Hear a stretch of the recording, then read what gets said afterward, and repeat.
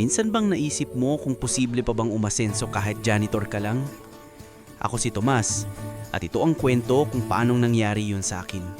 Ako si Tomas, dating utility staff sa isang malaking kumpanya sa Quezon City. Tuwing alas 6 ng umaga, bitbit ko na ang walis, mop at timba. Handa na naman sa panibagong araw ng trabaho. Minsan, habang naglilinis ako ng sahig sa labi, napapaisip ako, hanggang dito na lang ba ako? Kahit gaano ako kasipag, parang walang nagbabago. Pagsapit ng kinsenas at katapusan, halos kalahati agad ng sweldo ko napupunta lang sa pamasahe, kuryente at bigas. Wala akong natitira para sa sarili ko, ni para sa pangarap. Isang gabi, habang nakaupo ako sa maliit kong kwarto, tinanong ko ang sarili ko, Tomas, ganito na lang ba talaga ang buhay mo? Walis at map hanggang pagtanda? Natahimik ako. Hindi dahil tanggap ko na, kundi dahil natatakot akong sumagot. Kinabukasan, habang naglilinis ako ng opisina, lumapit sa akin si Mang Ruel, isa sa mga maintenance staff na matagal ko nang kasama. Tom, balita ako may training program daw yung HR para sa mga gustong matuto ng ibang skills, sabi niya. Para sa atin ba yun? Tanong ko, medyo nagdududa. Oo, para sa lahat daw. Sayang kung hindi mo susubukan. Hindi ko alam kung bakit pero nung araw na yon, naglakas loob akong magtanong sa HR. Ang sabi nila, may mga libreng seminar tungkol sa basic carpentry, plumbing at electrical work. Hindi ko pa alam noon pero yun pala ang magiging unang pinto ng pagbabago sa buhay ko. Nagsimula akong sumali sa mga training tuwing Sabado. Habang ang iba nagpapahinga, ako naman nag-aaral magputol ng kahoy, magkabit ng tubo at mag-ayos ng wiring. Sa tuwing may bagong natututunan ako, parang may maliit na ilaw na sumisindi sa loob ko. Pero kahit ganon, alam kong mahaba pa ang lalakbayin ko. Makalipas ang ilang buwan, ginamit ko ang natutunan ko. Kapag may sira sa opisina, ako na ang nagkukusang mag-ayos. Nagustuhan ng mga boss ko yung sipag ko. Pero kahit ganun, hindi pa rin sapat ang sahod. Boss, baka naman pwedeng ma-promote kahit sa maintenance technician. Sabi ko minsang tinipon ko ang tapang ko. Tomas, magaling ka naman, pero wala pa tayong bakante ngayon. Hintay-hintay ka lang. Ngumiti ako, pero sa loob ko, parang may humigop ng hangin sa dibdib ko. Pag-uwi ko, iniisip ko kung tama bang umasa pa, pero naalala ko yung mga kamay kong may kalyo at yung nanay kong palaging nagsasabing, Anak, huwag kang mawawalan ng pag-asa, basta marangal, may patutunguhan. Kaya tuloy pa rin. Ilang buwan pa ang lumipas. Isang araw, tinanggal sa trabaho si Mang Ruel dahil nagbawas ng staff. Bigla akong natakot. Paano kung ako na ang susunod? Napaisip ako, kung mawawalan ako ng trabaho, ano na lang ang aasahan ko? Doon nagsimula ang pag-iipon ko ng kahit konting pera. Tuwing may racket, na linis lang bahay o pagkukumpuni, tinatanggap ko kahit maliit ang bayad. Gabi-gabi, pagod ako pero masaya dahil unti-unti kong nakikita kung gaano kahalaga ang bawat piso. Isang gabi, habang nagkukumpuni ako ng sirang mesa sa isang bahay, nakilala ko si Kuya Dennis, isa palang kontraktor. Seryoso ka bang gustong matutong magnegosyo? Tanong niya habang pinagmamasdan akong nag-aayos. Oo kuya, pero wala akong puhunan. Sagot ko. Hindi lahat nagsisimula sa pera, minsan sa tapang at tiwala muna. Sabi niya. Ang mga salitang yon, hindi ko na nakalimutan. Simula noon, nag-ipon ako hindi lang ng pera kundi ng tiwala sa sarili. Tuwing may pagkakataon, nagtatanong ako kay Kuya Dennis tungkol sa materials, suppliers, at kung paano kumita sa maliit na proyekto. Ngunit habang lumalalim ang pag-aaral ko, Dumating ang malaking pagsubok. Nagkasakit ang nanay ko. Halos maubos ang naipon kong pera sa gamot at ospital. Isang gabi sa ospital, pinilit kong ngumiti habang hawak ang kamay niya.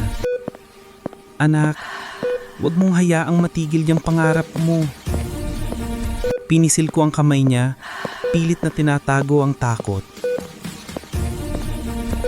Pag uwi ko, wala na halos laman ng pitaka ko, pero habang naglalakad ako pa uwi, may napansin akong lumang tindahan na nagbebenta ng mga lumang tools.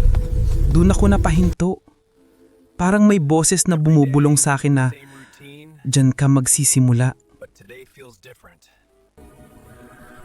Hindi ko alam kung paano pero naramdaman kong yun na ang sagot sa mga dasal ko.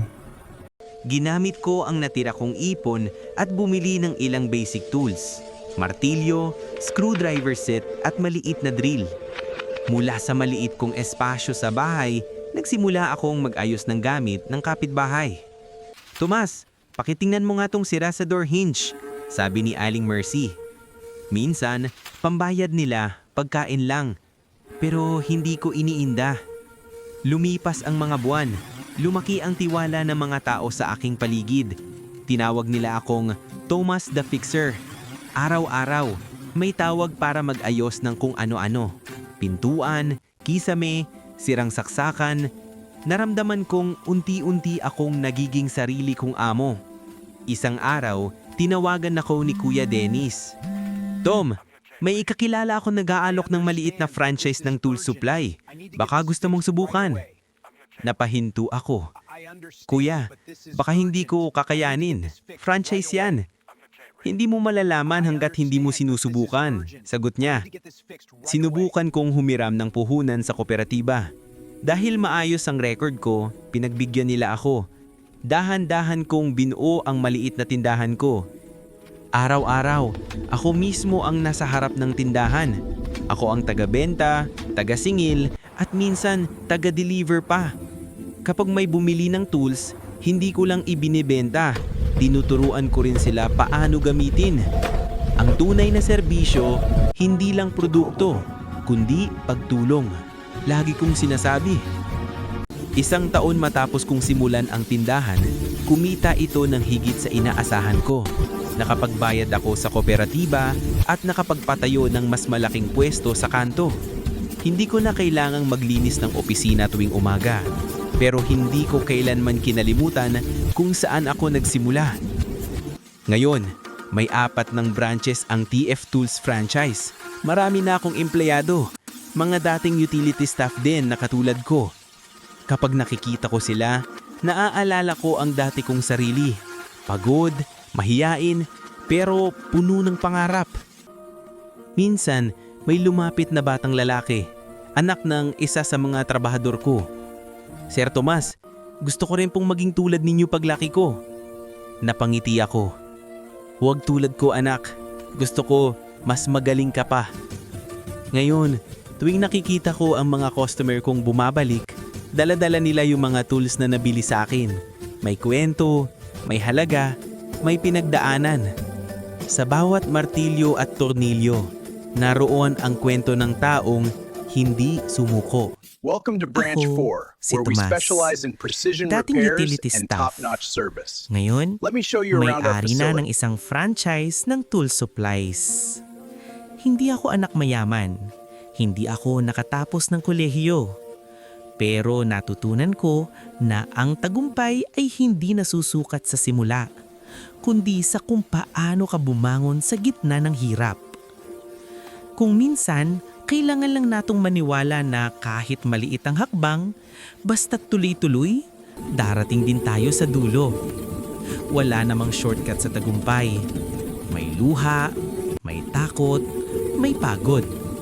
Pero sa bawat patak ng pawis, may aral. Ang sikreto pala ng pag-asenso ay hindi lang sipag at tiyaga. Kailangan din ng puso.